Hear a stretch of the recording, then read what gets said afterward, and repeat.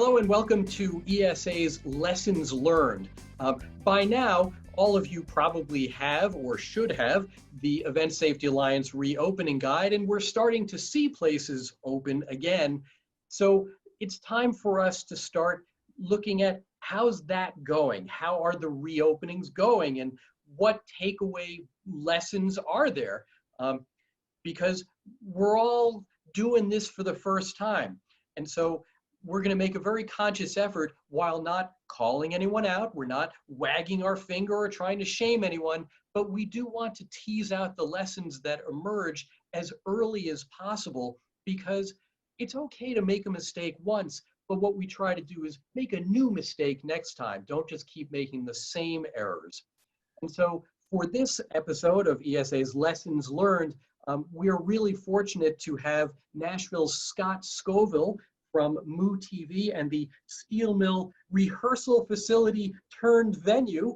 And Scott already has some lessons learned from his very first effort to use that facility in the COVID-19 era.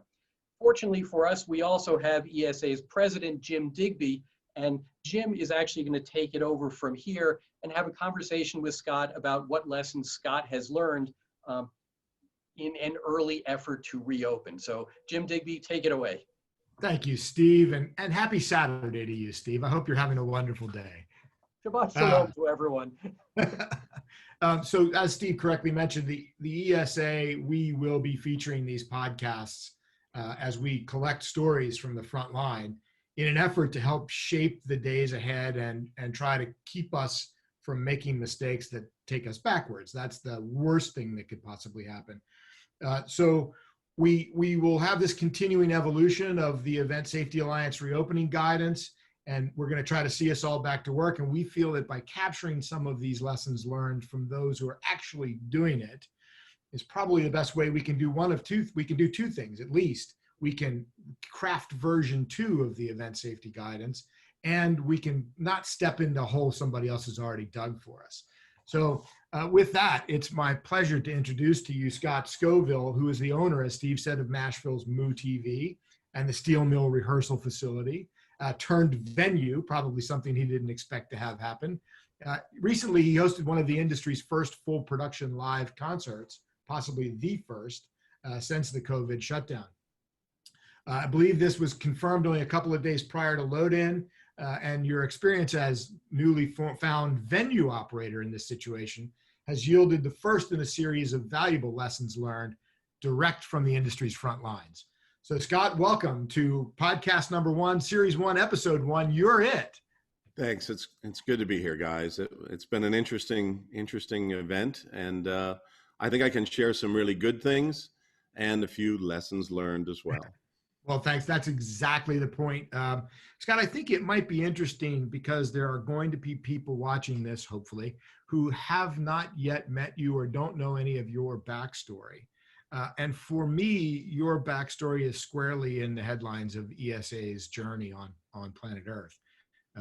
You had team in Las Vegas when the shooting happened. Would you bring us to your place in your heart? Because I think it's really relevant for folks to know why you're so committed to doing it right in the first place.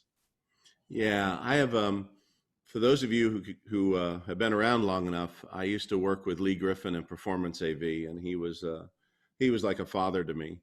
And he and I were partners in Moo TV, and he was killed in a carjacking many years ago. He was shot in the head, and it was very violent and traumatic, and it left me with some PTSD.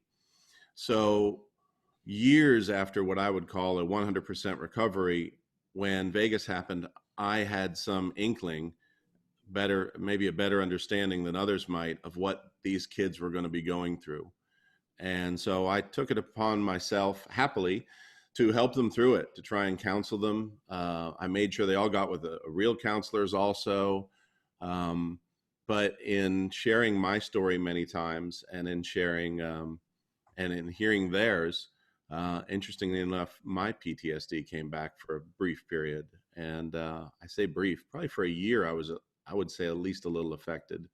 But I understand those sorts of situations. And what I've learned is is that you have to understand there are so many sides to every story, and that we are in a business full of people, and you have to understand and love the people. And this situation right here that we're in with the coronavirus has been a very dividing issue.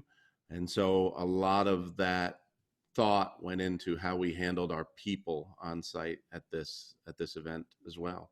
You're closer to real tragedy than many in our industry get to experience, and we're glad that you've survived. And I want to echo what you've just said about, there's a certain rawness in all of us right now because of COVID. We're out of work, we're out of resources, we're out of patience, we're not doing the thing that provided for us the kind of emotional satisfaction in our lives.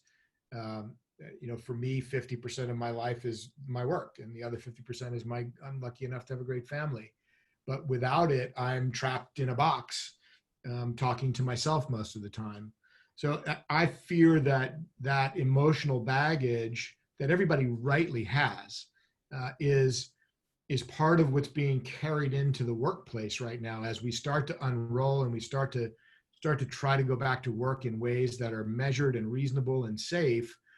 We can't dismiss the idea that that person who's coming to the job site today, is coming for the first time back to work, desperate for money, desperate for the emotional gratification, and desperate to be relevant again. And that those mental states are likely able to influence the work environment. Why don't you tell us what you experienced on these days that you were producing the show? Well, I think we've all recognized that there's a wide range of opinion, first off, on the virus. There are people who are afraid to leave their homes, and there are people who are storming the Capitol in outrage that their lives have been affected in the ways that they have. And we expected to see some of that, but I really thought that everyone would be kind of on board that here's the rules and here's what we need to do.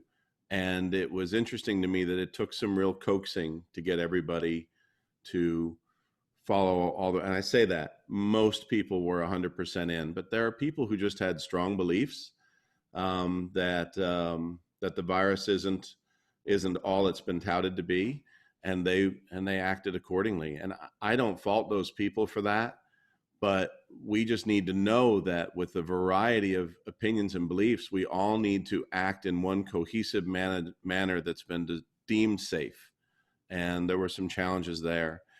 And that's partly because what we don't want to do in our rush to get back to work is create another incident that can be linked back to the thing that we just did and cause an entire industry to shut down again, a la South Korea.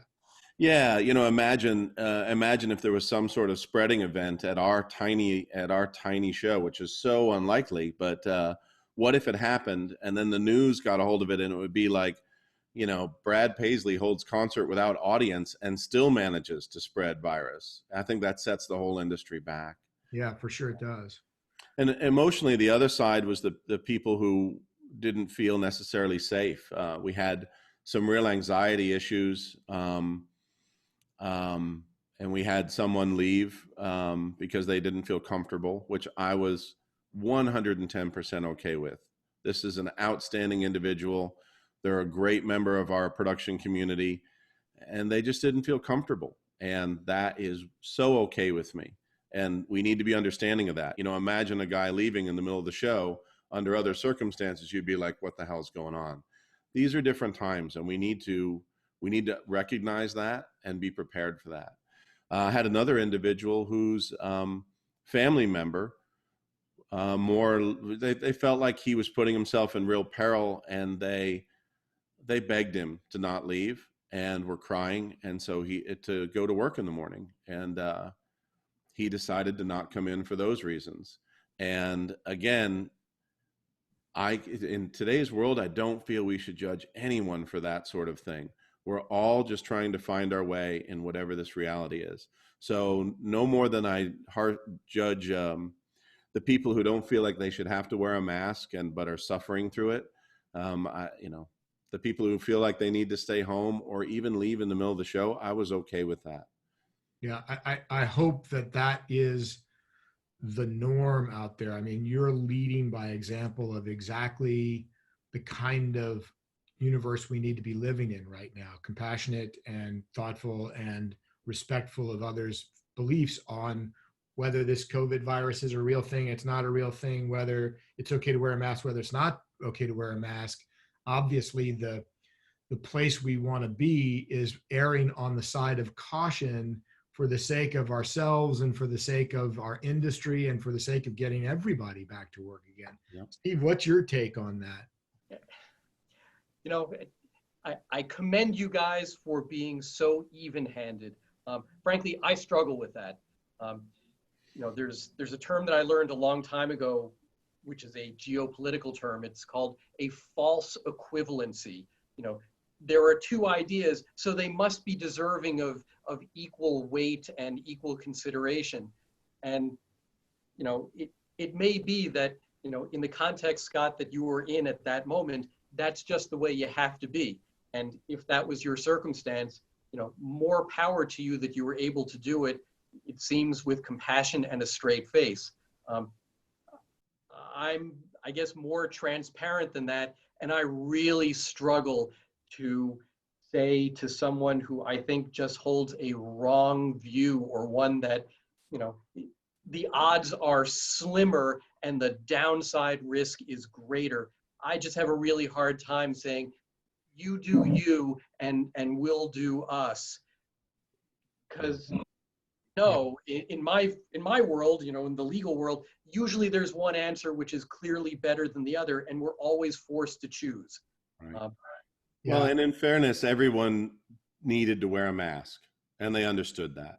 So I'm open and accepting to everyone's opinions about it, but there are rules that everyone has to follow. And I will say, in moments where I found people not following rules, I was less understanding. I was just more like, hey, you have to do this. I understand how you feel, but you have to do this. You've chosen to be here. There are other people's feelings and safety to be considered.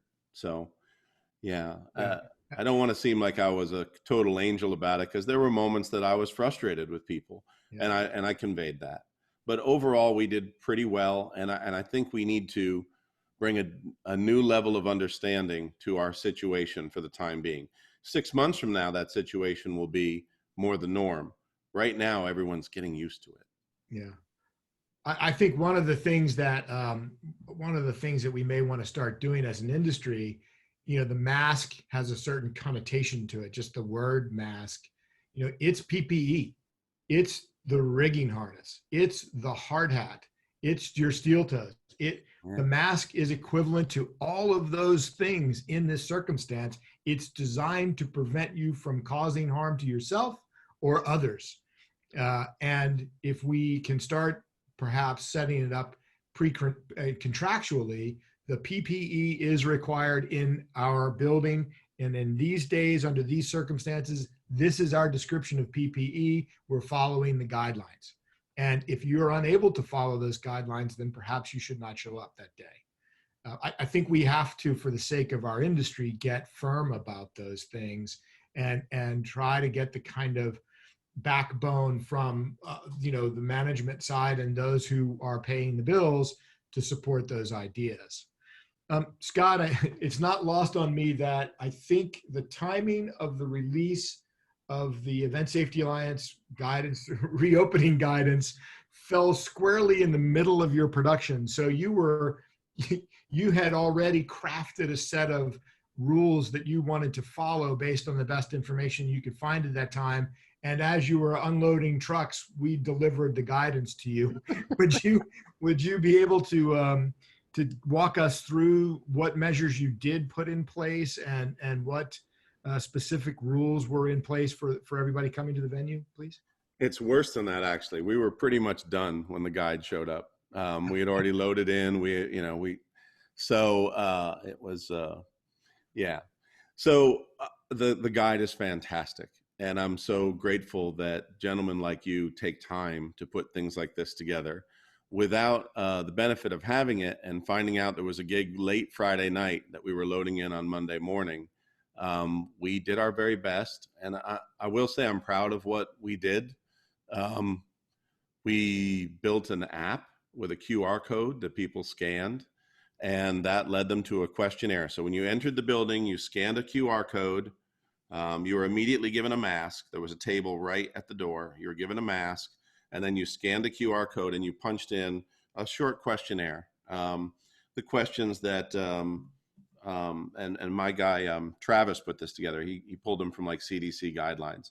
Have you been around somebody that's had it? Do you currently have these symptoms? Do you currently have these symptoms? Et cetera. And the last question is, what is your temperature? Please go see the person to get your temperature. So we had a medic there, which is very common on a film shoot. So we had a medic. We normally wouldn't have for something like this, but we felt like we should do it for this. And in your program, it's called a infection mitigation coordinator. Infection mitigation coordinator. Well, our IMC was a medic who was used to being a medic on film sets. And it was explained to her that temperatures and mask wearing and all that. So she took everyone's temperature and it was entered into the app. Now, if any of the answers were wrong in the app, like, yes, I have been around someone, or yeah, I did actually have this symptom, that would be flagged. But when you cleared that, then you got a wristband of a certain color because we had a 4-day event. So yeah, you got a wristband. And you were cleared to be there that day. And then at a glance, because we're in a big building with a lot of entrances, the medic could see, the IMC could see that there was a wristband and that you'd been checked for the day. So what measures were in place to address someone who either wouldn't take the test or didn't pass the survey questions that, they had been exposed to somebody with COVID? Yeah, it really falls in line with what you guys detailed. If you didn't pass the test, you would be immediately asked to leave the building, and we would question you outside of the building as to your contact. Did you ride here with somebody else who's here? What other contacts did you make? And anyone else that was implicated in that contact would also be asked to leave the building and advised to shelter for 14 days and track their symptoms, et cetera. But that was the plan. We were fortunate in that nobody presented symptoms or was symptomatic through the whole thing. To our medic's credit, she came up to me and asked if I was feeling okay because I was sweating. And I'm like, I'm a big guy. It's hot. And yeah, I'm sweating, but I'm definitely, I don't feel symptomatic. I feel like a heavy old guy working. But yeah, so that was our plan, and I was pleased to see that it really fell in line with what your plan was.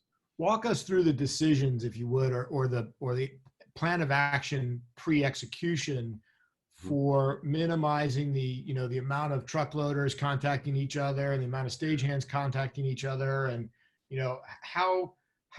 what forethought did you put into getting gear in the room and making sure that gear wasn't contaminated and making sure that the teams weren't contaminating each other? Yeah. So the plan was, I very quickly called the production manager and said, let's load this thing in over a few days. Like a show that you'd normally load in the morning and be ready for sound check after lunch. We loaded in and gave ourselves 2.5 days to get it in.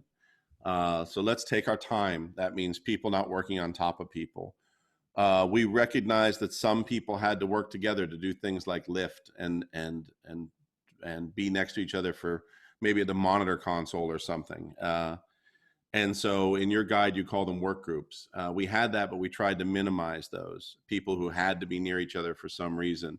And at showtime, nobody was near each other. We just, during load-in, there are moments where there's things that are too heavy to lift with one person. So you break the 6-foot rule, if you will. Instead of stagehands, we did it ourselves. We thought one of the best things we could do is not bring in extra people. So on the low end, that was stagehands. On the high end, we asked managers to stay home and family members. There's usually some looky-loos. You do a show in Nashville, you're going to get like 20 extra people standing out there. and we asked everyone to stay home. And everybody complied. I don't think people really wanted to be there, given some of the fears. Yeah, so we took our time. We used our labor instead of stagehands, and we minimized the people in the building as best we could. Tell us, please, what lessons learned? I actually missed the step on the infection mitigation coordinator. So what lessons learned did we take away from that? You deployed it without the benefit of having the guide in front of you, which is great. It's a good practice anyway. There should likely always be a medic type person on an event site. But what takeaways can the audience learn from your experience trying to deploy that for the very first time?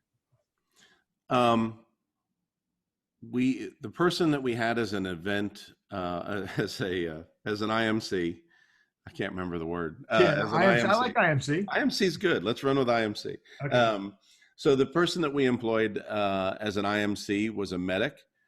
I don't think that they had any familiarity with the industry, and maybe they did, but I think it would be best if you employ someone who's not only a medic, but is really familiar with and comfortable with and understands life backstage and life at a gig. Someone who's comfortable walking around and understands the sorts of personalities and people that live in that space and relates to them.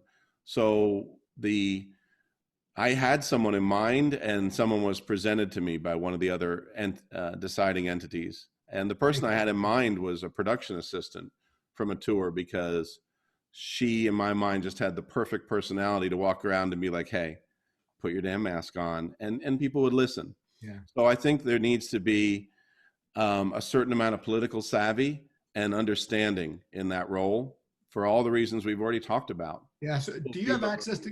Sorry, go ahead. I'm sorry. No, that's it. People feel a variety of ways about this. So let's be sensitive but firm. And do you have access to companies like iCrowd, these medic sourcing companies down there? I do, because I have this friend named Jim Digby, and he's going to send me those contacts right after this. Yeah, I mean, it dawns on me that this is a perfect application of these types of companies like iCrowd who have worked in our space. They provide medical services around the shows all the time, and being able to tap into their folks who are already savvy with the work environment is probably the way we want to go, I would imagine. I would love for you to connect me to them. I own a rehearsal facility, but ever since this show, my phone's blowing up about other people who want to do shows there.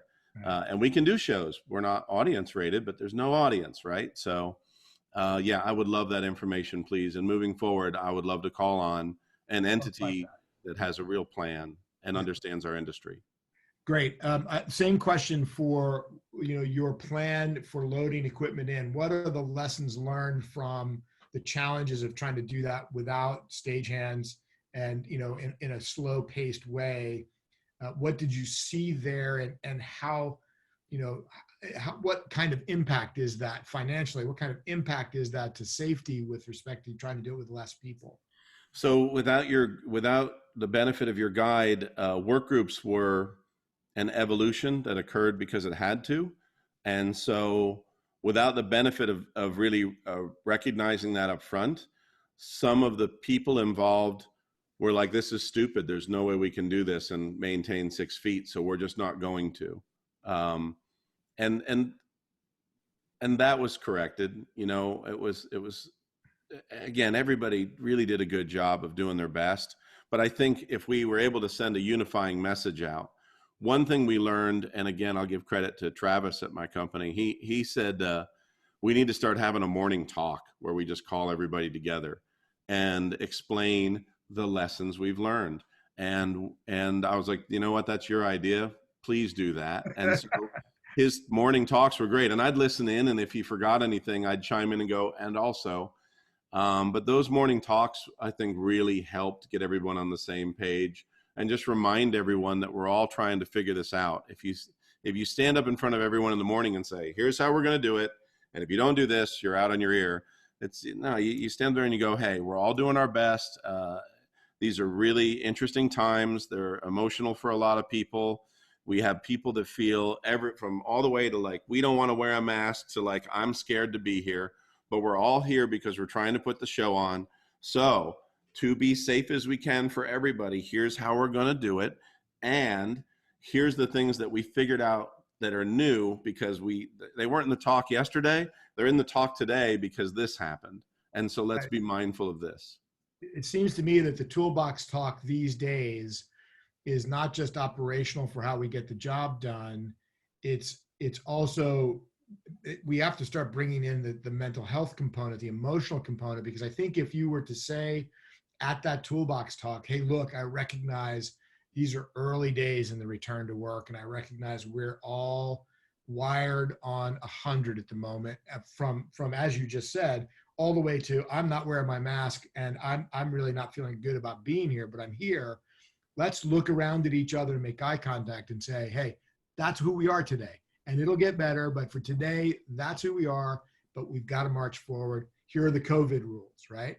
And then get into the toolbox talk around the COVID rules and the hows and whys and the fact that you're going to be monitored heavily. And sadly, if you break those rules, we're going to have to let you out because it's no different from you taking your harness off and climbing in the truss. Yep. Steve, did you have any input on that perspective or how to tie that back into lessons learned? I think that the early meeting is a great idea. And, really because we're all doing something for the first time, the more you can reinforce a message, it will tend to not only increase compliance, but establish what your culture is during this period where stuff is new and you don't know exactly what the beliefs are of people until you see them in action. So I love the idea of a modified toolbox talk. To the extent that you can push messaging out even before people show up on the job site, so much the better. Just like what we're talking about doing with patrons, educating them long before they set foot on property is a great way of kind of softening up resistance, reassuring people who need the reassurance, and building a culture which is respectful of everyone while still getting the work done in a manner that doesn't expose people to unnecessary risk. So, Scott, I love what you did there, and the fact that you did it before you read the ESA reopening guide is particularly cool. So good for you for inventing the wheel just after we came out with it. Yeah, it also, I think that's a highlight of knowledge is power, right? And the whole premise behind informing the audience what the new circumstances are going to be when we go to do audience shows is exactly what we're highlighting here with informing the crew. And we leaders who have been doing it for a long time are probably predisposed to not do that. Hey, I've hired you as lighting person number 2, bring your tools. And that's about as much as we give them. I think it's incumbent on us now to rethink the way we lead into COVID. And we leaders and the teams that are putting out the messaging have to recognize it's a whole new world. And because it's a whole new world, there are new rules. And we don't want the crew just, looking around aimlessly for where those rules are coming from. It's our job to give it to them. And it's our job to set their expectations. And then, by the way, if there's a rule on there they don't like, they can make the choice not to come, as opposed to showing up, not liking the rules and then creating havoc. So I think I applaud you, like Steve, as I'm sure the rest of the community does. And let's get those messages out early to make sure everybody knows what they're walking into. And it was an evolution. So we learned by our mistakes. So thank you for the applause. They belong to Travis. He thought of this particular nice job, thing. Travis. But we rolled through the acts one at a time. So it was a live to tape show. We did not learn this lesson until Act 2 was in the building, and we felt like things went so much smoother with Act 2 because we had learned a lot by the time we got to them. So it was a 2-act show. And when the second act came in, we incorporated all the stuff we learned from the first one. And we were we were better through learning from our mistakes, which is exactly what I believe this podcast is all about. Yeah. Right? You took the words out of my mouth. Lessons learned. Well, here's the lessons we learned. Yeah. Right. So you did real-time lessons learning. Sorry, Steve, go ahead. I was just going to say, Scott, one of the things that I'm deriving from this story is the distinction that we keep talking about between when, you know, some governor or public health or public safety official says, okay, now it's okay for you to reopen. But as to how to do that, I mean, look at the decisions. You seem like a pretty smart guy. I know you've got a lot of experience. And yet, even from, you know, round 1 to round 2 in consecutive days, you learn new stuff and as a result did new things. So, I mean, it underscores how much of a gap there is between, okay, you know, you can reopen, to how do you do that in a way which is safe and respectful and gets the work done without infecting people. Yep. Wow, is there a gulf there? And, you know, for you even to cover part of that over consecutive days, I mean, to me, that's a lesson learned all by itself. Yeah, and somebody had to be first, and I'm sure there have been other things that have happened between, you know, where we shut down and now. We're super grateful, Scott, that you're willing to share these stories with us. I think this is the way our community helps itself and gets us all back to our feet more quickly. Yeah, can't applaud you enough for doing it. So we got the stuff off the truck. We got the call sheet out. We got the stuff off the truck. We got the stuff in the building. We got the show working. Now give us the circumstances around the artist, if you don't mind, if that's ground we can cover. Tell us what special areas needed to be covered. You know, artists are always very germ sensitive because if they get sick, it greatly impacts their schedule and their hectic life. So it was very important that we made the artist and management feel really safe about what we're doing. So we did, in my opinion, a good job of communicating to the artist. It was pretty easy in this case. Brad's one of my best friends, and Brad Paisley was the artist. But I was really clear to him about all the things that we were doing, and he had some other interesting ideas that I just thought, yeah, sure, why not? He's like, hey, you know, why don't we just put a new microphone out for me, like a new inbox? And I'm like, sure, you know. And Brad's a guy who's living with his dad right now, and he's got older people in his world that he's concerned about, and he's trying to be responsible for them. And we took the set and spread it out probably another 10 feet. We did not build on a deck. We built on the floor at the steel mill because the stairs would be a point where everybody had to kind of go together to get up and down. We just built it on the floor.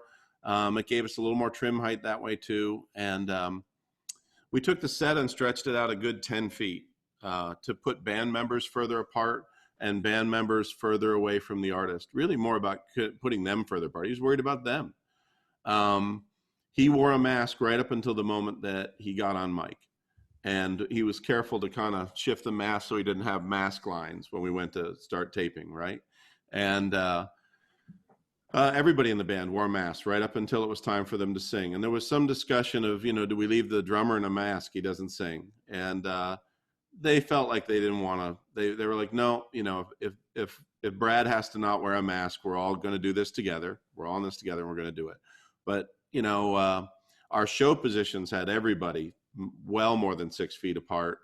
You know, we did a good job of spreading things out. You know, one of our camera people put a tape measure by his camera that was 6 feet to remind people what 6 feet was, because people were coming up once they had headsets on and there was noise, and he's like, no. And it's like, okay, good. And you're going to have those moments, right? So good on him for communicating. Drawing his line in the sand. Right. You know, the lighting consoles were set up and they were right next to each other like they always are. And I'm like, hey guys, you know, I don't know how you feel about this, but you will be in the reverse shots and we're keeping a 6 foot rule. And for all the reasons, pretty please spread your consoles out a little bit. So they did, and they happily did that. You know, 6 foot rule, hand washing, masks, all of that was very in place show day. especially because if the artist saw it, we would have lost his confidence, right? If he saw things going wrong. So we did our best all along, but a particular effort was put into show day so that we kept the confidence of the artist, because if we don't have their confidence, they might not want to do this again next time. Sure. And this is the path to get our industry back. So we get their confidence by doing the right things. And I think we did a good job of that. Was there an artist entourage as well? Were you, I mean, since you're not actually a venue, well, you're a rehearsal facility more than you are an audience venue. Do you have places, I haven't had the pleasure of seeing it, for entourage to hang? And, you know, did you ask everyone only essential personnel? What kind of policies did you put in place there? We have a green room. The second day was Lady Antebellum, and I believe they had like a production assistant / maybe a makeup person, because I wasn't in the green room, but we do have a green room, and Lady Antebellum was in there, and there were 2 people in their organization that I'm not sure what their roles were. But with Brad, there was nobody. The day before, his manager showed up, but it was just day before for 10 minutes wearing a mask, then he left, you know? So as a lessons learned there, it you know, obviously it kind of self-resolved for you, but for me, I hear, listen, only essential personnel. Yep. You know, we'll get to the day where we've got an audience and we can have a green room, we can have beers and nuts together in the backstage. But for now, don't bring anybody that doesn't need to be there. Is that where you are? It is. And, you know, I think about the fact that this is a podcast, so it will live on through time.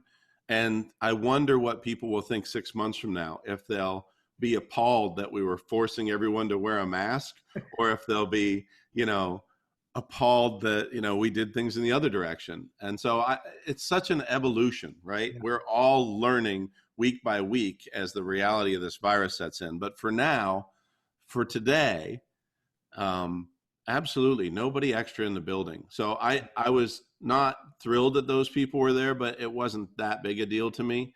There was 2 people, you know, maybe one did glam or something. I don't know. You know, there might be an essential reason for them to be there that was happening in the green room that I wasn't aware of. The other example of a show since coronavirus hit is the Garth Brooks CBS special. And like this one, I had virtually no warning. He called me just about 48 hours before he wanted me to do this. The next morning, which was like a Saturday morning or something, I wake up and it's Jack Sussman, the vice president of CBS, is on the phone and wants to talk to me about it. I'm like, yes, sir. Yes, sir, Mr. Sussman. Best show ever, sir. And I'm like, geez. But he was, you know, he wanted to protect his wife, Trisha. And so we were very safe. I did an entire broadcast special with 12 people. 3 of those people stayed in the parking lot. One was the generator tech from Filmworks. 2 were the satellite truck, main and backup satellite truck people. And 2 of them were Garth's social media people that were in the room with him. So 5 of those 12 people were just sort of like a part of the ecosystem. So I did 7 people. With 7 people, I did a CBS special. So that's an assistant director counting us in. We made the truck so vacant that the assistant director could sit in one part, the director could sit in another part, the engineer sat in another part. I had a multi-monitor bridge set up in my tour bus so I could produce from my tour bus, which was right next door. I mean, social distancing like champions. We had one lighting person that was in there setting up, and then he left. And then we just went with what we had. And we had one camera operator. We set up 3 broadcast cameras for a Trisha shot, a Garth shot, and a 2 shot. And then we had 4 pan tilts. And he did it in the studio. So we put the pan tilt operator in the drum room. So he's behind a glass wall with all the remotes for the cameras driving him. And, you know, we did a major network, you know, primetime CBS show with like 7 people on the technical team. And I got to tell you, I watched it live in real time I had forgotten how much of a fan I was. And I watched it more because, sorry, what? He's the man and she's the woman. They're an amazing. No question about it. I watched it because I wanted a glimmer of hope that we were going back to work. And man, Scott, they nailed it. That whole moment in time, for me personally, that whole moment in time made me feel as though there's a chance. We're going to get there. It's going to be a long time, but boy, oh boy, I'm chilled now thinking of it. I got what I tuned in for, a feeling of hope, and it was perfect. Yeah, I was really proud to be a part of it. The key to doing an amazing Garth Brooks show, for those of you who ever get a chance to work with him, is to invite Garth Brooks. What does that mean? If he shows up, it's going to be amazing, and then you can take credit for it. Yeah, I did that. That was me. That show was me. That Garth Brooks thing, I did that. He's just the man. And similarly with Brad, and something I wish I had shared, but maybe we put this in. So another great moment. We're in post mode right now, folks. Yeah, we're in post mode. Here we go. Insert edit. Okay. One of the things that makes me really proud of just working with a guy like Brad is he happened to be on tour in the most isolated place of all of my tours. So he was in northern Canada in a hockey arena, the sort of arena that gets played every 5 years, So he was way up north in Canada. And so he was the last thing going. So the whole world shut down, and he was still chugging away in northern Canada going, I don't know when they're going to pull the plug. And they did in the middle of his run. Like during one of the shows, he got word that the next show was canceled. And he called me that night, and we talked for a while, and he said, and I said, so you're it? And he goes, what do you mean I'm it? I said, you were the last thing we had going. Like to my knowledge, the industry is done now. To my knowledge, you're the last show. You're certainly our last. And he said, mark my words, I'll be the first one back. And, we talked about a week later about the steel mill and about doing a show there. And he said, okay, we're going to find a way to do that. And so when he called me and said, Bud Light Seltzer wants to do a show, and here's what I presented to him, and buddy, we're doing it. So it's pretty awesome to work with a guy who's the last guy out, and he goes, I'm going to be, mark my words, the first guy back. And then it actually happens. So it's pretty great to work with an artist like that. And I love the relationship we have. And it's cool that he gave you that to hang over his head too, so that you could hold him to it. He's like, I told you we were coming back. And I'm like, oh, I love you. I love you. My gut response, and I know this makes me the guy everybody likes to hate, but my gut response to, how's everybody going to feel 6 months from now because we made them not come to the show, is always, how would you feel if somebody died because you did it? Yeah. And that's the thing we're trying to avoid. And sometimes it's, the whole journey of the Event Safety Alliance, for example, is a journey about proving something you can't prove. That, that our input to the industry has resulted in fewer incidents and as our output. Well, how do we know that? Yeah. I don't know that we can measure it, but it sure is better than the other alternative, which is doing nothing and allowing people and incidents and moments to continue to happen that take us backwards. And even if you're fantastically successful, there will be those who say your work was pointless. But I won't be one of those people. Look at all the people storming the Capitol right now, right? Yeah. Like, we shouldn't be doing this. Well, okay, but none of us know what would have happened if we didn't do it. So because we don't know, we just need to approach it all with some understanding that, and embrace the unknown, which is something that human nature does not like to do.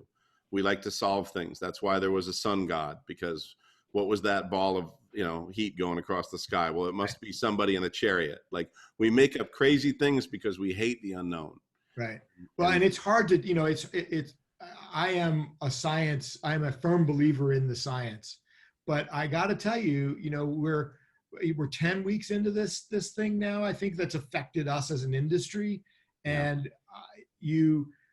even if you are conscious about where you get your information, and even if you do absorb a well-rounded perspective from different directions and your belief is right down the middle, it's hard to pierce the veil and understand what's real and what's not, because the counterintelligence or the folks setting up this bad information are just so powerful that you can't blame anybody for picking a side. That's confirmation bias. This is what I want it to be.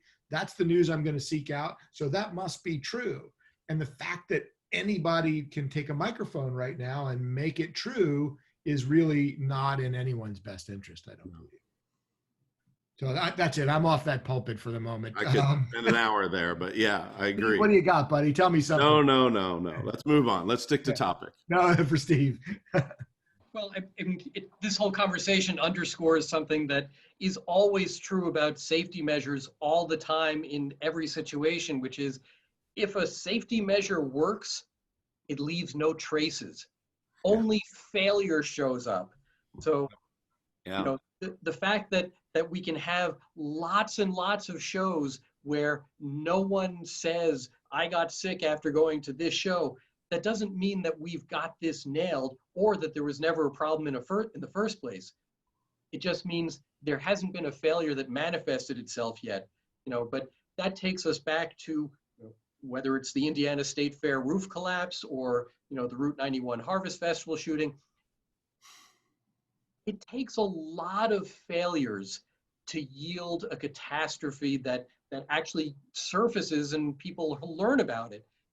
Most of the time, we're fallible. We make mistakes all the time. Most of the time, some other successful safety measure catches the failure and nothing bad happens. So it's great. We love to, sort of make our hash marks on the wall and say, another good show, no problems, great. Keep doing it, but you have to keep doing it because every time there's a show, it's a new test, a new litmus test where we're going to have our judgments judged. Right. And so, Scott, you were just kind of first to the starters line, but man, there are going to be a lot of people right behind you who are going to face all the same challenges that you did, in their own context. So, and that's why we share, and that's why we have amazing guides like yours, which I really enjoyed reading right after I put my show on.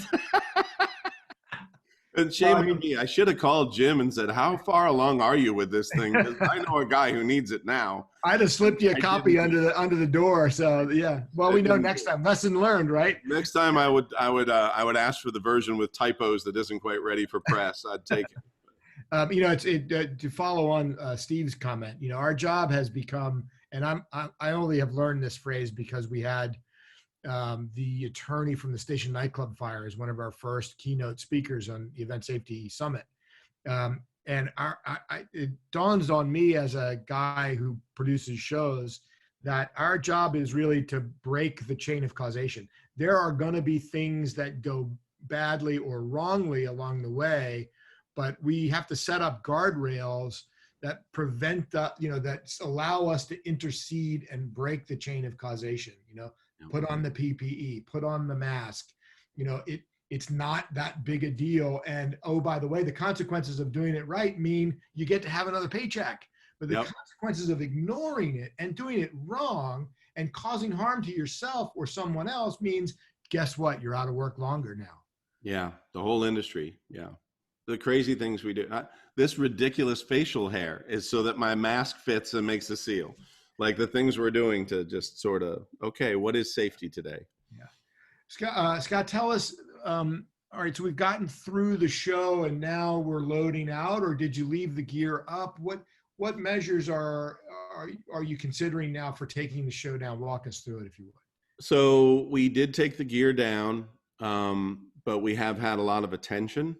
So we have two partners interested in setting a show up and leaving it there for people to just roll through.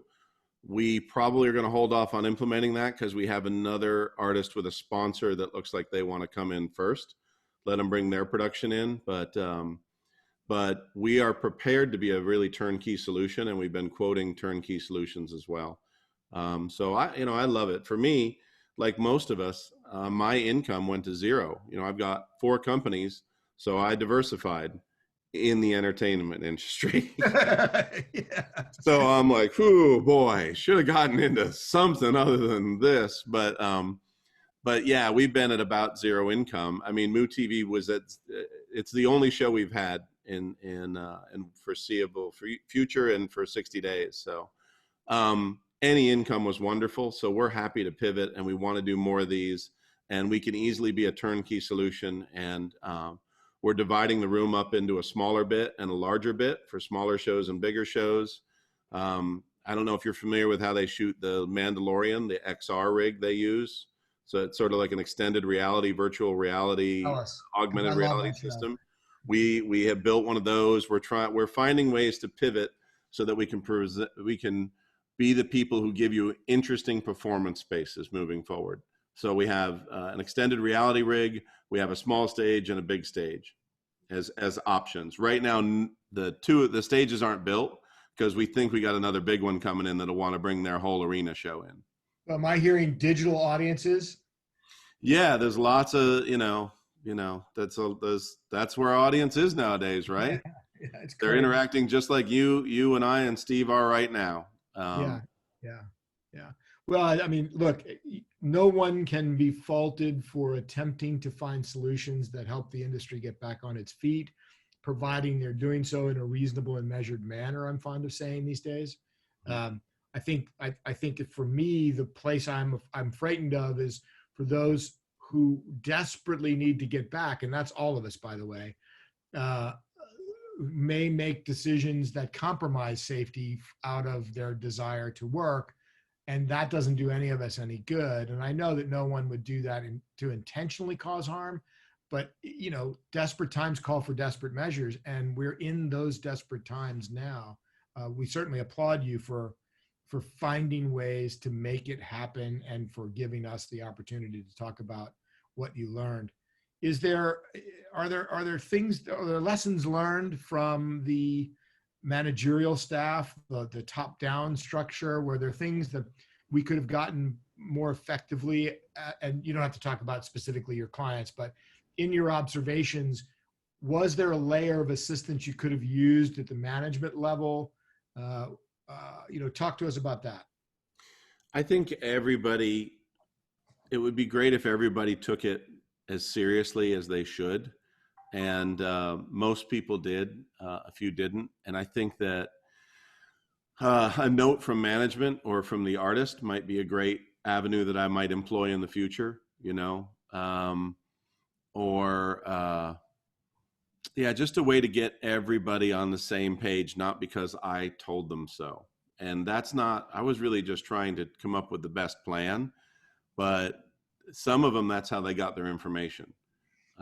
There was an email sent out that everyone was supposed to get. I don't have confidence that the people not under my direct purview got it. And it detailed some of these things. And I think in the future, we need to know and that everyone is on the same page and that everyone understands, and not just understands these are the rules, but as we said before, these are the rules, and we just have to appreciate and care for each other and recognize that, there's a lot of different types of ways that people feel right now. Yeah. So. Hey, Steve, that dawns on me that perhaps there's something the ESA could help with here. And Scott, this might be an ask for you to share that letter, but perhaps if we could take Scott's version of, the preemptive messaging that he did to the managers and the artist, and couple that with, good quality crafted legalese like you would do, Steve, but not making it so difficult that I can't read it. And then, pack that into the reopening guidance and send along, give guys like Scott, here's a lead-in letter and here's the guidance. This is what we think we want to share with you all before you come to work and do the show in our venue. Is that something we could do, Steve? Does that fit our capabilities? Yeah, we certainly could do that. And, Scott, I like the tone that you have set throughout this conversation, which is, clearly the way you did it on site, which is you are very respectful of people's differing opinion while still being firm about the rules that you are going to enforce for that show.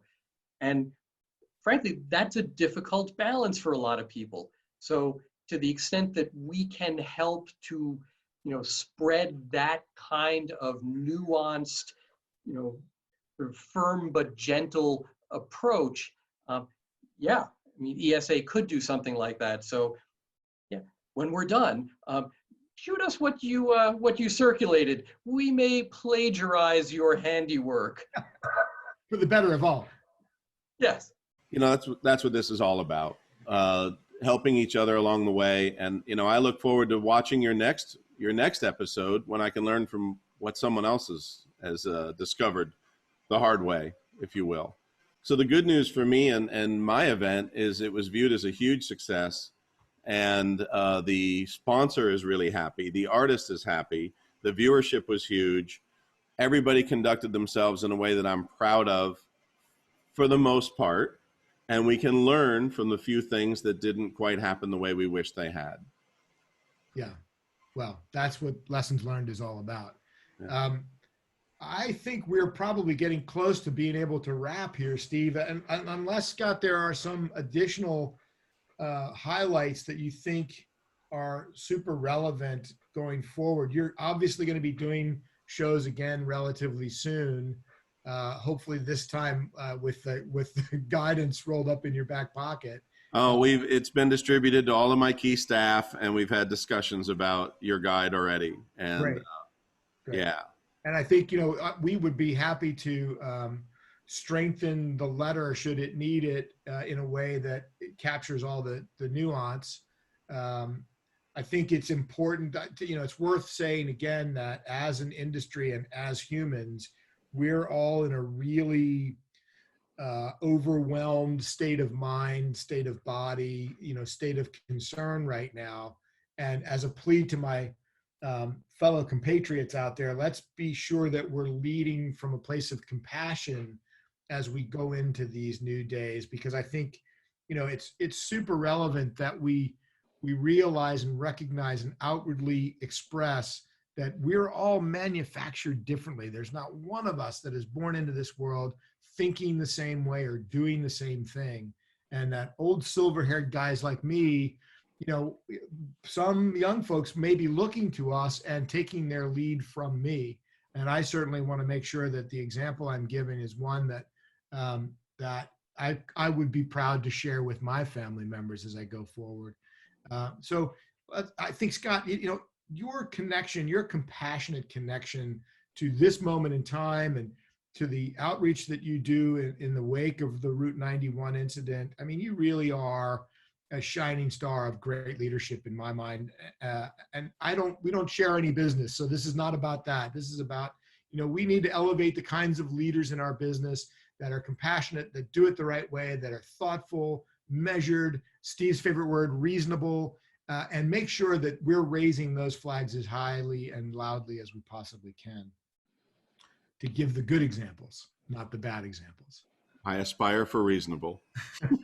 Steve loves reasonableness. Thank Steve. you. I just think we're in a people business, right? So you got to love the people first, and the rest will take care of itself if you lead that way. So That's right. Closing thoughts, Steve. Yeah. So as usual, when I'm not running the discussion, I'm taking notes. So here's my little notepad, and I have sort of 4 wrap-up lessons learned. One is respect, but enforce. So respect the divergence of opinions about, everything, but know what rules you want to enforce and enforce them. So that's lesson number 1 for me from this conversation. Lesson 2, limit the people on site to the ones who actually have to be there. That seemed like a smart decision that you made early on. Lesson 3, as you were describing your toolbox talk, it seemed to me that there was something really valuable about establishing the culture that you were going to enforce early, so that it wasn't just a series of individual rules or decisions that you were going to make that might individually rub people the wrong way, but rather a whole consistent culture that you were going to enforce and let people know what that was well before they set foot on property. So that's the 3rd. And then the 4th lesson, which is kind of the overarching one for the entire lessons learned talk, is learn from what you're doing and from your smart friends around you, and then adapt. So, we are going to make mistakes. We're going to make a lot of mistakes. And truly, it is my experience over countless catastrophes, lots and lots of mistakes don't cause problems individually. It's when they pile up on top of each other and no one ever says, hey, this doesn't look right. That's when you have a real catastrophe. So as we learn something, fix it. And then let's go ahead and make a new mistake. So that's my big takeaway is let's make a new mistake next time, not the same one as before. So with that, I don't want to Steve, I'm sorry, but I don't want to underplay the lesson of the IMC either. Putting an infection mitigation coordinator into the mix, it enables venue owners or producers or production managers or sponsors or whoever it might be. It enables those folks to have an overarching authority that can be additive to having to make difficult decisions. And what I mean by that is, hey, the infection control person is noticing that you're not wearing your mask, and now I got to send you out of my building. So I think that role that we've called out in the guidance and that Scott just naturally implemented is super important in these early days, because we want a medical professional around all the time anyhow, just in case somebody gets hurt. But we also need to find gentle ways to nudge those who are reluctant to play along. And sometimes that's better come from an outside source who we've empowered, by the way. We can't just drop them in and go, hey, by the way, you're the cop. We want to share with them our expectations and the ground rules, and here's what an ejection looks like versus 1, 2, 3 warnings, and then rely on them to be our enforcement arm for the time being. That seems like that's fairly reasonable. Yeah, Scott, your vacuum cleaner must be. Here you go. Rumph. Yeah. Great.